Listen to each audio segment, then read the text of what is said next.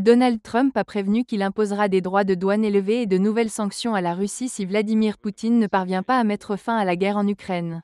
Sur sa plateforme de réseaux sociaux Truth Social, il a déclaré qu'en essayant de régler la guerre, il rendait à la Russie et à son président une très grande faveur. Trump avait précédemment déclaré qu'il négocierait en une seule journée un règlement sur l'invasion à grande échelle de la Russie lancée en février 2022. La Russie n'a pas encore répondu à ces remarques, mais de hauts responsables ont déclaré ces derniers jours qu'il existait une petite fenêtre d'opportunité pour Moscou de travailler avec la nouvelle administration américaine. Poutine a déclaré à plusieurs reprises qu'il était prêt à négocier la fin de la guerre, qui a commencé en 2014, mais que l'Ukraine devrait accepter la réalité des gains territoriaux russes, qui représentent actuellement environ 20% de son territoire. Il refuse également de permettre à l'Ukraine d'adhérer à l'OTAN.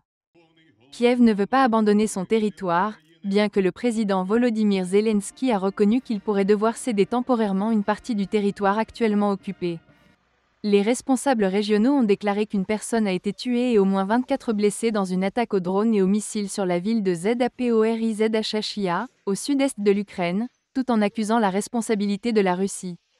Plus de 20 000 résidents ont également été sans électricité et 17 000 SANS CHAUFFAGE à la suite de l'attaque de la nuit, selon le gouverneur Ivan Fedorov, qui a déclaré qu'une installation énergétique a été détruite. Des responsables occidentaux ont déclaré à la BBC que les troupes nord-coréennes ont déjà subi près de 40% de pertes dans les combats dans la région de Koursk, à l'ouest de la Russie, en seulement 3 mois.